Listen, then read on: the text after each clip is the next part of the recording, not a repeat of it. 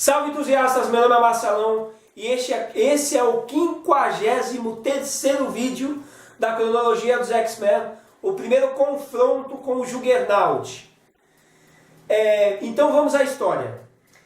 A primeira história publicada em 1968 aqui no Brasil se intitulava No Caminho do Jagannatha, né? Essa produção, essa história que foi publicada no Brasil em 68, ela foi baseada na número 13 dos X-Men, The X-Men, número 13, que foi produzida em 1965.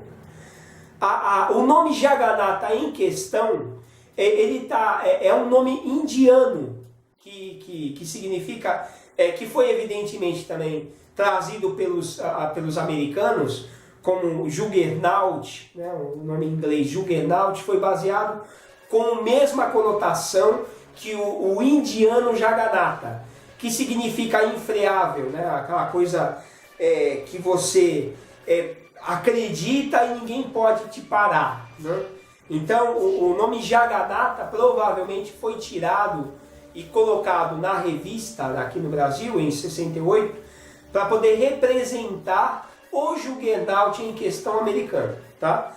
Então vamos à revista. Assim, o que eu quero falar para vocês é que eu tô até entusiasmado de falar a respeito desse número 13 dos X-Men, porque eu sempre, desde que a gente começou a fazer os vídeos, sempre eu tive em foco confrontos diretos, né? Justamente para deixar claro para vocês, e eu sei que tem uma enorme multidão de fãs dos X-Men que esperam, que gostam dos confrontos, né, dos mutantes com seus inimigos diretos, né?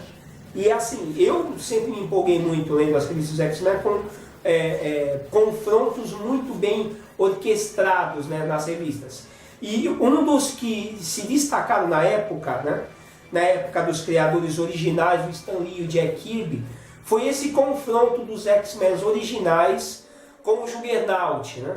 Que eu vou narrar para vocês, evidentemente dentro da proposta que a gente está apresentando, que é mostrar a capacidade que eles têm em combate, poder e tudo mais, né? Personalidade, enfrentando um inimigo que com certeza vocês vão notar que foi muito mais difícil de vencer do que o Magneto. Isso é fato. Desde a número 1 dos X-Men até então, né, nos vídeos que nós fomos narrando para vocês, vocês vão notar que o mais perigoso, o mais difícil de combater foi, né, o Caim Marco, né, o meio-irmão do Xavier, que é o Juggernaut, né, o fanático aqui no Brasil. Então vamos à história.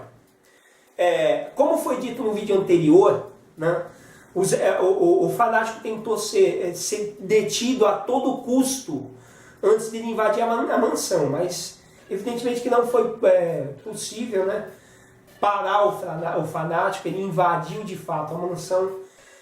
No episódio anterior ele derrubou os X-Men com a projeção de energia que ele tem, né? Essa mesma projeção de energia, tá, que eu quero deixar claro para vocês, mesmo porque isso é manifestado ao longo de todas as publicações dos X-Men que o fanático aparece. Essa é a primeira vez que o Juggernaut aparece na frente do Professor Xavier, né, com aquela armadura mística que ele tem. Ele faz uma demonstração do poder místico que ele tem, do campo de força que ele tem. E ele tem esse campo de força, ele fala para o Xavier, e a manifestação do campo de força dele é tamanha que a cadeira de roda do Xavier até é empurrada para trás, né? E ele fala que as cintas de Cyttorak, que o Xavier quando cai, né? O Xavier é projetado para trás, que ele cai com a cadeira, ele dispara uma rajada mental no Juggernaut que seria capaz de derrubar um elefante. E é assim, quando a gente fala, ele é capaz de derrubar um elefante, porque o poder mental, ele tem, o objetivo dele evidentemente é incapacitar alguém que tenha um nível também intelectual. Se for uma pessoa simples, não precisa de tanta energia, evidentemente, para derrubar uma pessoa mais simplória, né? Mas assim, o que está claro nesse ataque mental do Xavier é que ele poderia derrubar um elefante, né? Que é uma massa corpórea gigantesca, né? Que, em determinação, né? Isso que seria a conotação real, né? Do fato. E o Juggernaut ele chega e fala para o Xavier que aquilo é inútil, que as cintas de Cyttorak protegem ele de qualquer ataque psiônico, né? De qualquer ataque mental, né? Aí o que acontece, né? Visto aquilo, a equipe dos X-Men que se recuperou do primeiro ataque do Juggernaut, eles já atacam, né? Eles já sabem, eles já têm um nível de experiência que não é ainda gigavasto, mas eles têm uma experiência tipo de enfrentar o Globe. E é o que eles fazem. A Jean Grey entra em ação, porque afinal de contas eles têm que proteger o Professor X. Ela utiliza a telecinese dela para poder erguer o Juggernaut. E é assim, quando ela ergue o fanático, ela sente que a energia do fanático está interferindo na telecinese dela. Então é uma coisa que é complicada para ela manter ele no ar. Evidentemente que o Cíclope, como é um treinamento, eles agem em equipe, eles são muito sincronizados, ele já utiliza a rajada óptica dele para poder abrir uma cavidade gigante, né? Ele utiliza a rajada óptica para abrir um buraco, um fosso, em que o Juggernaut é lançado, né? E logo em seguida o Bob já cria umas pedras de gelo para poder arremessar em cima dele, né? Que ele caiu e ele provou, né, fazer a minha parte ali para tentar segurar ele. O que acontece? O objetivo era tirar o Professor X dali para que ele pudesse criar um meio de enfrentar esse inimigo dele. E é o que ele faz, ele vai até o equipamento de transmissão da equipe, né, e manda um comando mental para tentar encontrar um aliado que fosse capacitado para enfrentar o Juggernaut ali. Nesse meio tempo, evidentemente que o Caimar, ele está no fundo do poço, né? Ele está no fundo do poço ali e ele cria meios para poder subir. Aí ele começa a esmurrar, porque o fanático, ele não é um poço de inteligência, né?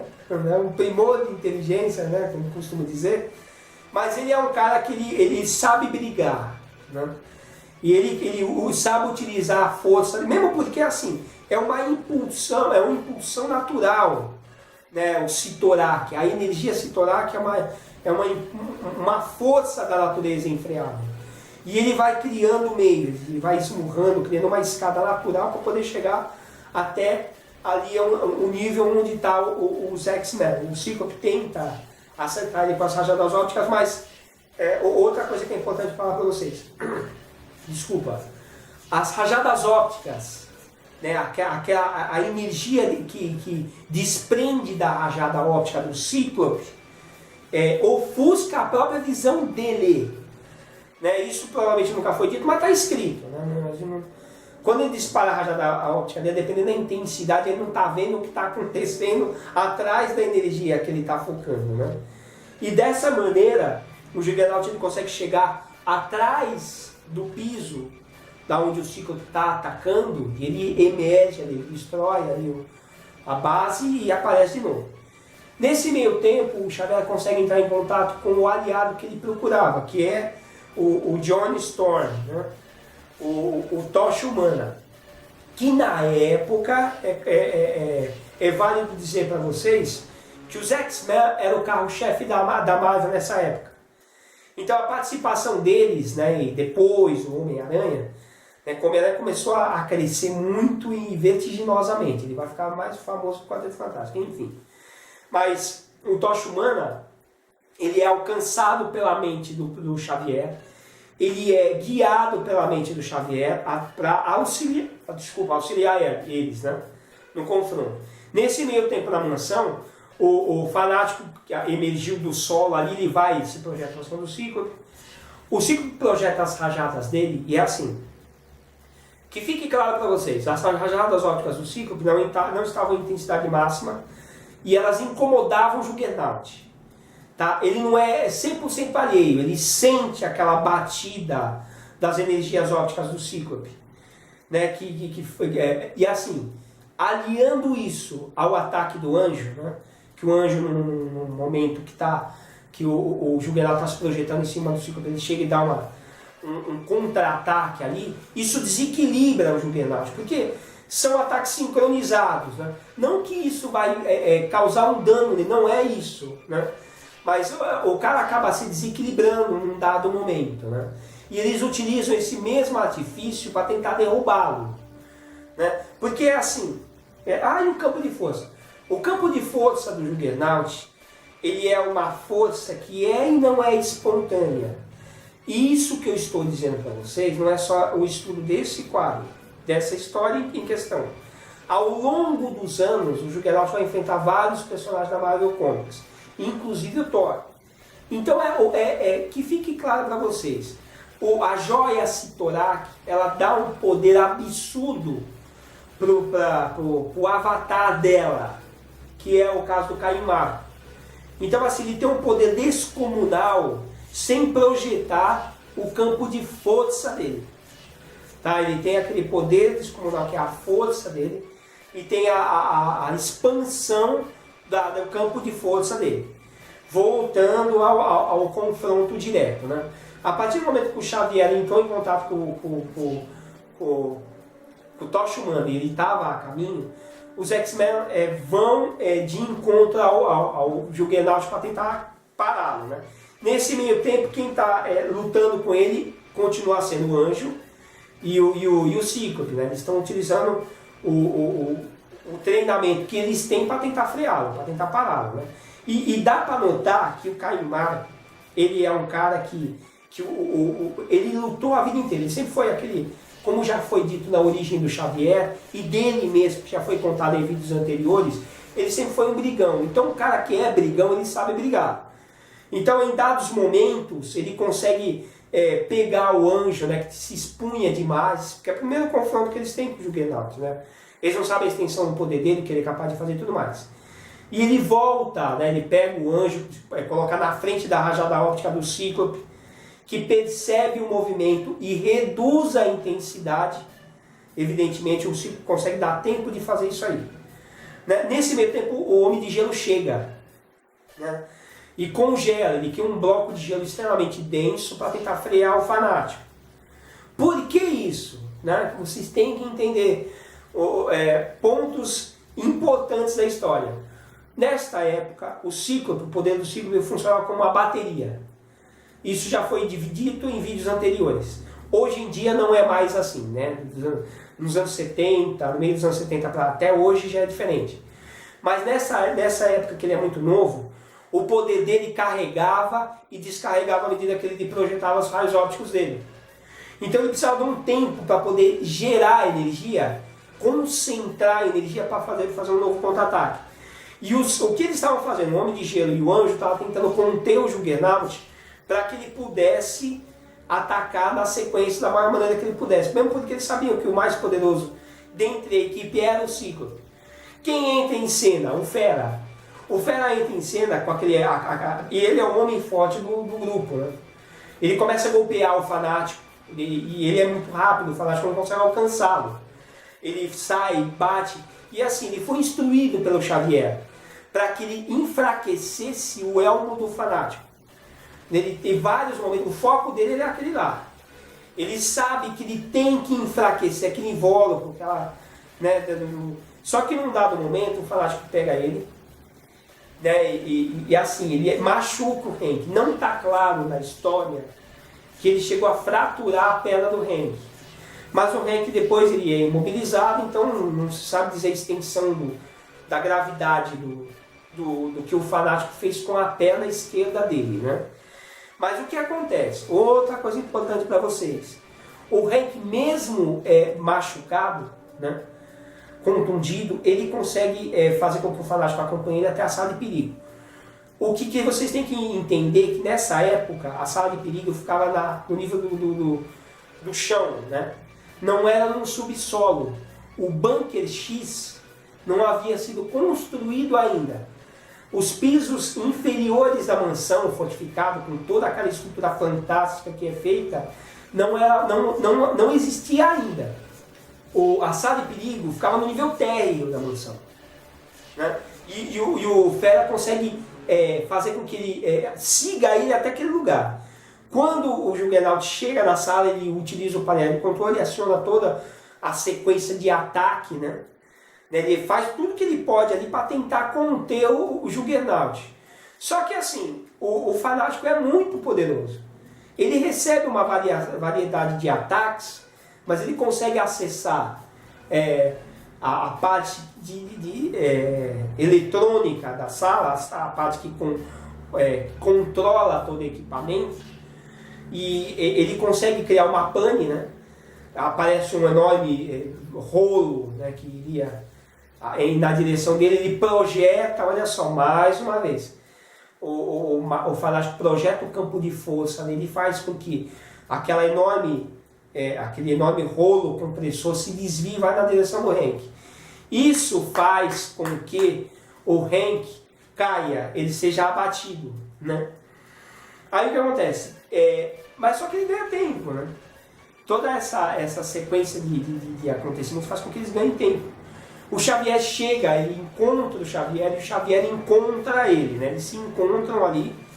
A Jean Grey utiliza o poder dela, né? Para poder fazer com que o Fanático se erga, né? Com a telecinese. No momento em que o Tocha Humana chega ao local. Orientado pelo Xavier, ele executa uma sequência de ataques. O Xavier tem o poder de fazer, organizar esse tipo de ataque na mente de um indivíduo, como é feito com o Tocha Humana, ao mesmo tempo em que ele entra em contato com o anjo e passa para ele, orienta ele a executar outro tipo de ataque. Ele faz isso simultaneamente, né? E é o que o anjo faz. O anjo está debilitado pelo ataque que ele sofreu junto com os outros X-Men. No momento oportuno, o Xavier pede para o Tocha Humana criar uma luminosidade absurda com o poder que ele tem. Isso cega momentaneamente o Fanático, né? O anjo começa a criar a velocidade, né, dentro de um treinamento que ele já fez ao longo dos anos. Ele executa um rasante e a força que ele faz naquela manobra dele permite com que ele remova o elmo do Juggernaut, que já havia sido enfraquecido em função do ataque do Hank. Com essa remoção, o Xavier está exposto e o Xavier executa o ataque mental dele, né? O Xavier utiliza um ataque mental, ele cambaleia, ele fica incrédulo com aquilo, né? Porque ele não estava esperando evidentemente aquilo, né? Ele é uma pessoa rancorosa, ele quer destruir o irmão dele, né? E ele não se conforma de tendo esse poder agora, não conseguindo fazer aquilo. O Xavier utiliza novamente um ataque mental mais poderoso e ele desmaia. O Juggernaut foi vencido aí, né? Foi a última tentativa de ataque dele. Nesse meio tempo, Xavier fala com o Tocha Humana, ele coloca uma sugestão na cabeça do Tocha Humana para que ele retorne ao Quarteto Fantástico, como se nada disso tivesse acontecido. Para vocês verem que interessante, né? Para quem não sabe, Xavier faz isso constantemente. Ele usou o Tocha Humana. Eu não estou dizendo que de maneira incorreta, de maneira ruim, muito pelo contrário, ele necessitava, ele precisava sim. Ele apagou da memória do Tocha Humana os fatos ocorridos dentro do combate, né? Aí o que acontece? O Tocha Humana vai embora, volta para o Quarteto Fantástico, volta a cena em que os X-Men estão sendo cuidados. É a primeira vez que é mostrada a área médica, né? Mesmo que improvisada, né? Mas como o roteiro é do Stan Lee e o desenho de Jack Kirby, então é a primeira vez que está sendo mostrado para vocês que na mansão existe uma ala médica, né? Que depois vai ficar extremamente sofisticada, né? Ao longo dos anos. O realizado e feliz, né?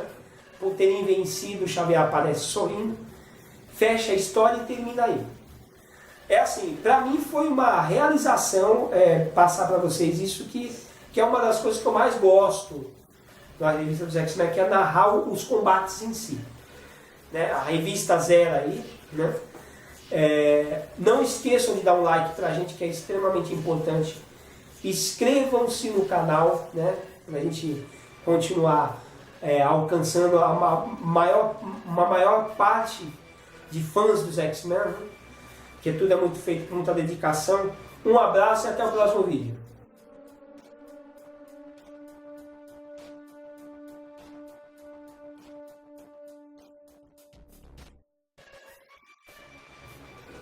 Quanto tempo deu? Meia hora? 20 minutos. Ah, que bom.